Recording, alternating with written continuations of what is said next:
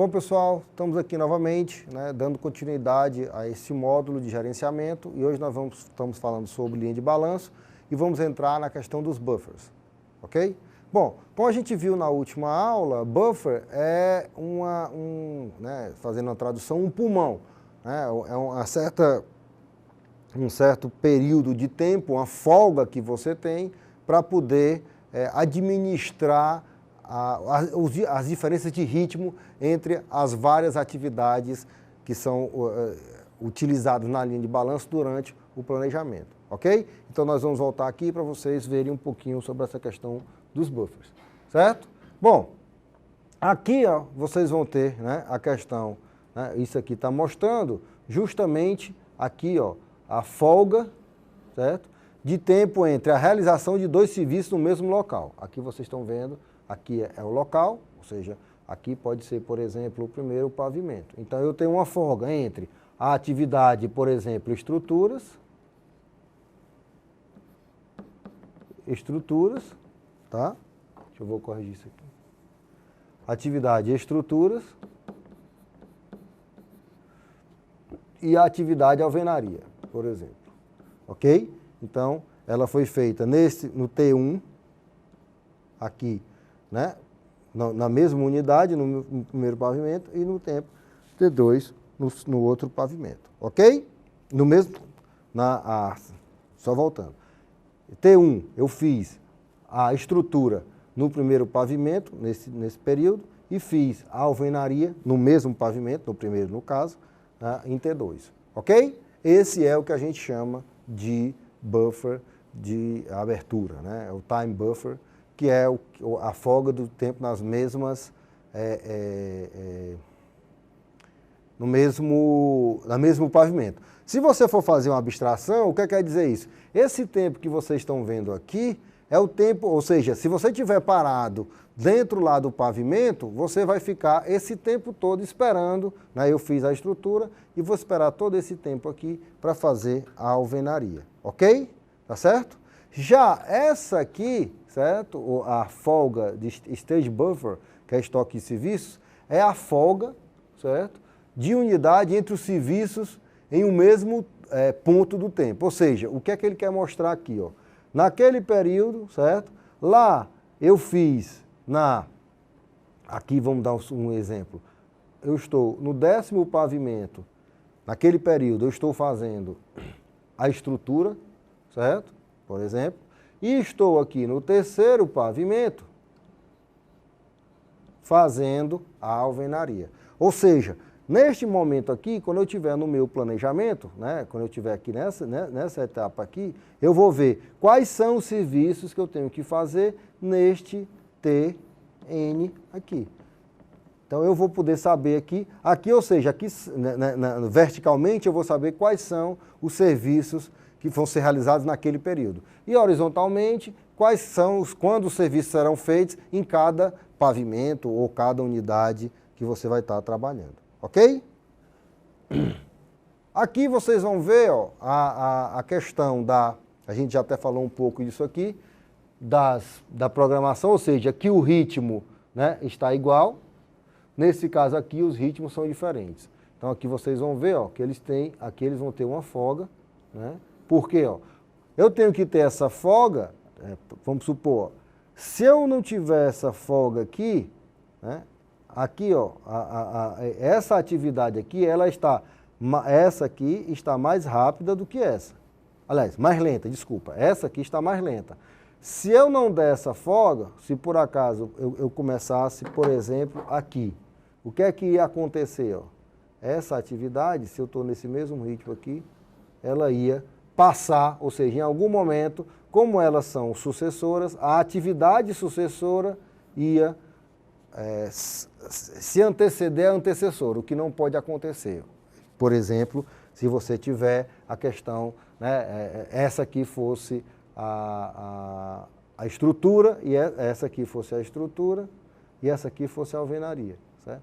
Se eu fizer isso aqui, o que é que vai acontecer? A gente fica brincando, dizendo que eu vou ter tijolo voando, porque eu vou estar com a alvenaria acima, né, mais rápida do que a estrutura. Então chega um determinado momento que eu não tenho onde colocar o tijolo, porque eu não tenho alvenaria. Aí, ou eu paro, certo? Ou eu vou diminuir o ritmo, então eu tenho que ter esse cuidado, por isso que é importante que eu tenha essas folgas para poder sincronizar isso aqui. Agora o importante é vocês verificarem isso, ó. Nesses aqui iguais, ó, como é que fica a distribuição de operários, né, dos recursos, ó. Ela é muito mais homogeneizada, ok? Certo? Já essa aqui, ó, ela tem um sobe e desce maior, né, aqui do processo, né? Então eu tenho, por exemplo, uma contratação, né, eu vou contratando, aí eu demito, estabilizo, contrato novamente e demito, ok? No outro lá, aqui o do lado, que está aqui do lado, ele tem o quê? Ele tem um processo de contratação, de estabilização e de demissão, ok? Tá certo? Então isso é importante, a questão dos ritmos. Vamos aqui para o próximo. Onde se aplica a linha de balanço? Muito simples. Prédios altos, né, edifícios torres. Por quê? Porque ele vai considerar, né, normalmente cada pavimento como, né, eu tenho aqui um prédio, cada pavimento vai ser uma unidade de repetição, certo? Então ele vai considerar isso. Conjuntos residenciais compostos por casas, né, aquele exemplo que a gente já mostrou, né, as casinhas aqui, certo? Então esse conjunto aqui, ele vai fazer também, ele vai ter uma sequência de execução, ok? Conjuntos residenciais compostos por edifícios, que aí é interessante, né? No caso, quando eu tenho os edifícios, o que é que vamos supor que aqui eu tenho um prédio, né, de 3 andares, então eu tenho isso aqui. Então, normalmente, esse planejamento usando linha de balanço, o que é que ele vai fazer? Eu faço aqui, certo? Eu faço essa primeira etapa aqui, tá? Aqui vocês estão vendo, eu faço isso. Aí o que é que acontece? A equipe daqui vem para cá e eu começo a fazer a laje desse aqui, ok? Quando essa equipe terminar aqui, essa equipe de cá vem para cá para fazer a laje aqui, ok? E essa equipe de estruturas sobe para cá para fazer a estrutura, né, desse pavimento. E assim sucessivamente. Então ele fica nesse balanço para lá e para cá, né, tentando executar os serviços, certo? Podemos também ver, por exemplo, estradas, desde que a gente tenha os lotes, que aí a gente consegue trabalhar cada lote. Obra de saneamento também, ou seja, eu pego cada trecho, né, aqui da estrada, por exemplo, eu divido em lotes e as equipes vão em sequência fazendo os serviços. Então eu coloco lá, eu vou fazer aqui base, subbase, vou fazer imprimação. Então eu posso ir fazendo, né, com essas equipes, fazendo cada uma dessas atividades. Ok? Aqui é o que a gente já viu, né? Um pouco da, né, questão do ritmo, né, o tempo base, o tempo para construir todos os pavimentos repetitivos, ó, que é isso aqui, certo? E o tempo total de construção. O que quer dizer isso aqui, ó? Esse tempo aqui, o que ele quer dizer? Aqui, ó, eu estou fazendo o quê? Ó? Aqui eu vou o quê? Esse primeiro momento aqui é o momento que eu entrego o quê? Né? Aqui eu vou ter o tempo para construir todos os pavimentos repetitivos. Aqui o que aconteceu? Terminou minha obra, né? A minha parte de execução da obra foi feita aqui, certo? Ou seja, aqui eu tinha o primeiro pavimento, segundo, terceiro, e aqui eu tenho os diversos serviços, serviço 1, serviço 2 e assim sucessivamente, ok? Então aqui eu vou terminar minha obra, certo? Os pavimentos repetitivos, esse aqui é importante. Por quê? Porque tem outros serviços aqui que são não repetitivos. Por exemplo, áreas comuns, certo? No caso específico aqui, áreas comuns, elas não são repetitivas. Ok? Bom, e aí, mostrando mais uma vez um exemplo de linha de balanço, né? Aqui são as várias atividades, já mostrando aí para vocês. Aqui mostrando a questão das folgas, né? Repetindo, aqui eu tenho essa folga, aqui também eu tenho outra folga aqui, ok? Montagem da linha de balanço. Determinar as unidades repetitivas, certo? Ou seja, o que quer dizer isso? Quer dizer que quais são as unidades que vão se repetir? É o pavimento? É o lote? Certo? Ou seja, é a casa? Então, essas são as unidades repetitivas. Quais são as unidades? Eu preciso saber disso porque a cada unidade daquela, ela vai, eu preciso saber, porque eu preciso saber qual é o tempo de base, eu preciso saber quais são as atividades que serão feitas para poder calcular a minha linha de balanço, ok? Voltando para cá, definir as atividades contínuas, ou seja, o quem vem depois de quem. Levantamento de mão de obra, é importante porque a gente vai saber qual é o tipo de mão de obra que vai ser necessário. Determinar as durações das atividades, né? Nós já vimos lá como é que determina a duração, né? É quantidade de serviço sobre produtividade, certo? Montagem do sequenciamento, que aqui normalmente vai ser aonde? Isso aqui vai ser em forma de rede, as redes de precedência, certo? Elas que vão dizer qual é a sequência. Determinar o ritmo de execução, por exemplo, se eu vou querer 2 unidades por mês, ou 1 unidade, certo? Isso aí vai definir, isso aqui é importante, porque ela vai definir, por exemplo, o número de operários, certo? O tempo, né, o ritmo da execução. Determinar o número de equipes, certo? Que aí vai ser aquela questão que vai estar impactada pela questão do ritmo, e determinar a estratégia de execução. Por exemplo, nós vimos já em situações anteriores, né, em slides anteriores, que você tinha lá algumas atividades de baixo para cima, outras atividades de cima para baixo, certo? Essa é uma estratégia de execução. Outra, por exemplo, quando eu for fazer minha alvenaria, eu já faço o rodapé junto ou não? Essa é uma definição, certo? Eu primeiro vou fazer o piso e depois coloco as paredes, ou vou fazer a alvenaria externa, depois faço o piso, coloco a alvenaria interna, ou faço a alvenaria externa, a alvenaria interna e depois o piso. Essas etapas são importantes você definir porque a sequência com qual você vai fazer, ela vai influenciar na sequência da linha de balanço, ok? Bom, vamos aqui para um próximo slide.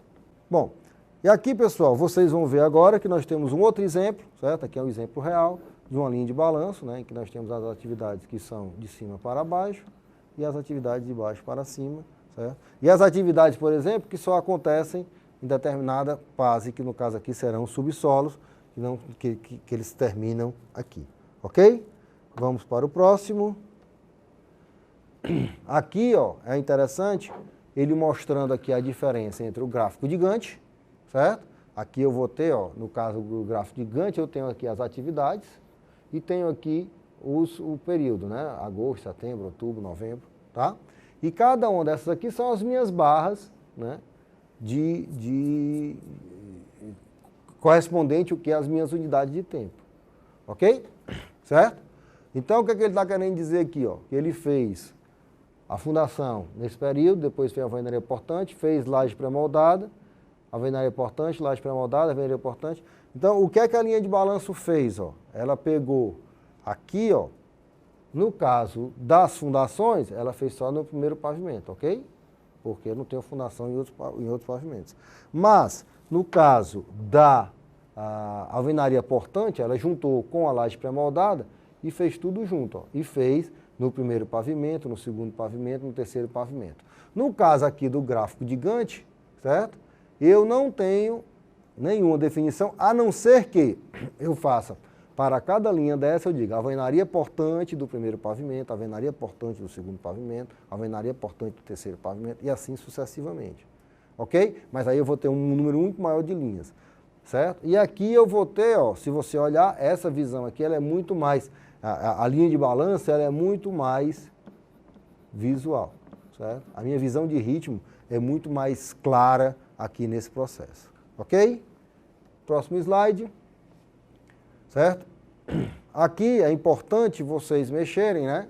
A gente discutir né, que é uma coisa interessante, voltando aqui, é mostrar que a questão do planejamento ela está muito amarrada também à questão de tecnologia, certo?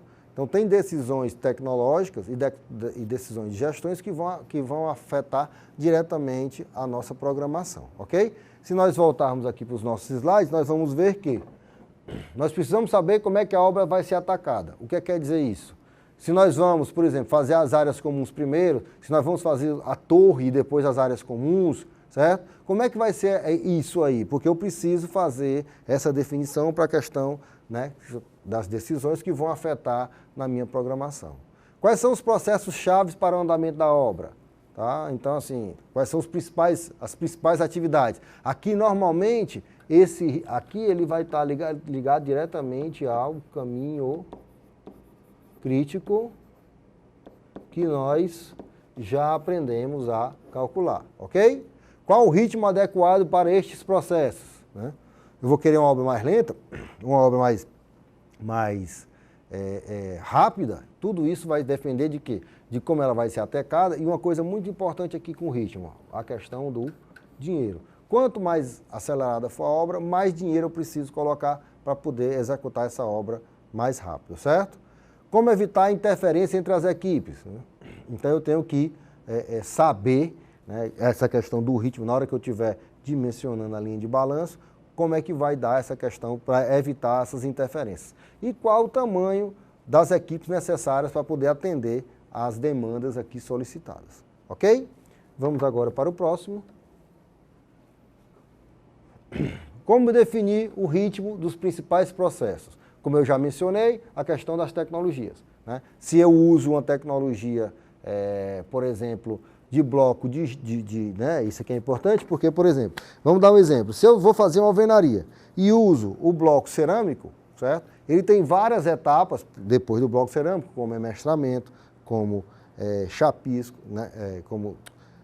Como chapisco, reboco, depois eu vou ter emmassamento, vou ter a pintura, certo? Eu tenho várias atividades, certo? Se eu faço essa mesma escolha por bloco de gesso, já vou mudar. Por exemplo, eu vou tirar toda a questão de emestramento, vou tirar a questão de chapisco, vou tirar a questão de emmassamento e já vou partir diretamente para a pintura, certo? Então isso muda a minha escolha que vai afetar na minha linha de balanço. Então essa decisão tecnológica, ela vai ter impacto, né? Como qualquer outra decisão. Por exemplo, se eu vou fazer uma estrutura metálica ou uma estrutura de alvenaria convencional, de alvenaria de concreto protendido, desculpa, de concreto protendido, de estrutura de concreto tradicional, estrutura de concreto protendido, estrutura metálica, cada uma tem suas nuances que vão ter impactos na sequência de execução da obra, certo? Outro ponto importante, dimensionar as equipes para os principais processos a partir das quantidades de serviços, que aqui a gente já viu um pouco, né? 300 metros quadrados de alvenaria é igual a 3 pedreiros por semana. Tá?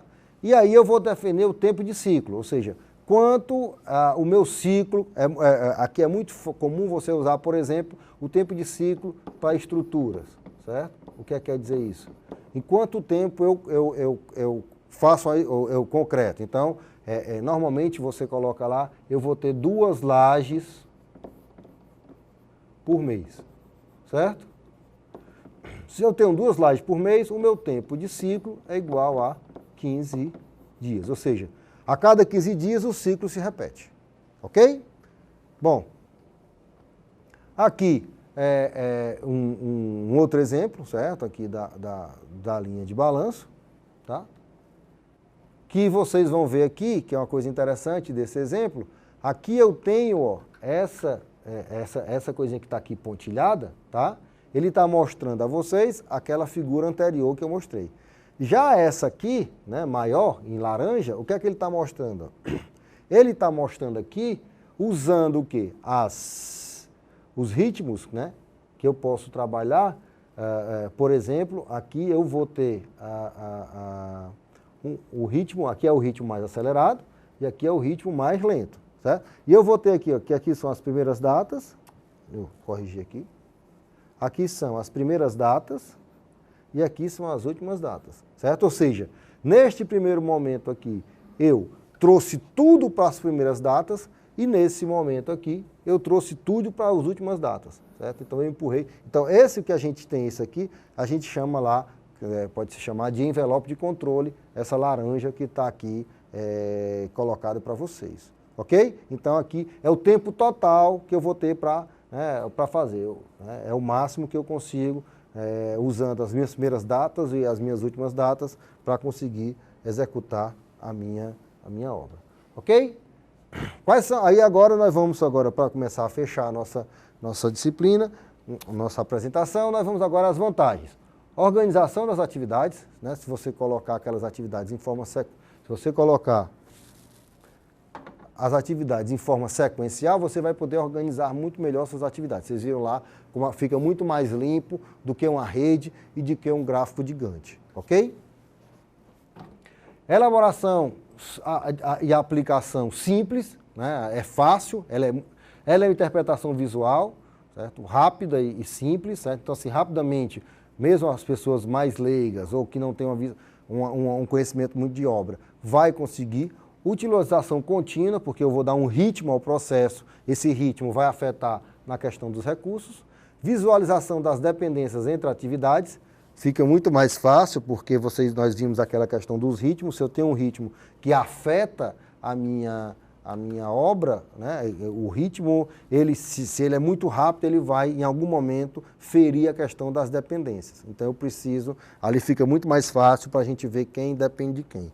E visualização do andamento da obra, né? Você vai ter muito mais, né, de forma muito mais clara, como é que a obra está andando, quando é que ela termina, qual é o ritmo que eu preciso ver, quando começa determinada atividade, né? Nós vimos lá na questão da linha de balanço. E para finalizar, né, as limitações. A maioria das obras tem etapas que não são repetitivas, então, ou seja, nem tudo entra na linha de balanço. Não representa atividades em paralelos. Ela tem dificuldade de atividades que sejam em paralelo de serem representadas. Por quê? Porque eu vou ter superposição de atividades, certo? Então, por exemplo, se eu pegar aqui isso aqui, fizer uma linha de balanço, né? E se eu tiver atividades paralelas, certo? O que é que vai acontecer? Eu vou ter uma atividade em paralelo com a outra. Então, visualmente ela é complicada, ok? E aí como é que eu vou saber, né, isso aí? Então ela tem essa dificuldade, tá? Em geral, não visualiza o montante em recursos, tá? Ou seja, você não consegue ver todos os recursos, porque ela não tem todas as atividades.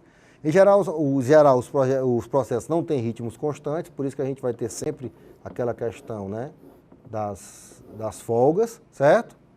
E não modela o fluxo dos processos em detalhes. O que acontece com a linha de balanço, né? Ou seja, a linha de balanço ela é muito adequada para planejamento de longo prazo e planejamento de um conjunto pequeno de atividades, normalmente macroatividades, certo? Então, por exemplo, a linha de balanço hoje, a gente tem um acompanhamento maior da obra, ela vai para entre 20 e 25 atividades, certo? Que são as macroatividades. Se eu começar a entrar em detalhe, eu vou entrar com o problema que a gente já viu na questão das atividades em paralelos. Então é interessante que elas sejam feitas com uma visão macro, né? Por isso que ela tem a visão de longo prazo, que é para ver uma visão geral de como é que a obra se comporta. Ok? Tá certo? Bom, com isso aqui a gente encerra a nossa questão de linha de balanço e continuaremos em aulas posteriores. Muito obrigado e até a próxima. Ok? Ok, professor. Pode parar. Pode. Cansei, isso aí foi puxado. Rapaz, é um negócio que mais cansa as pessoas.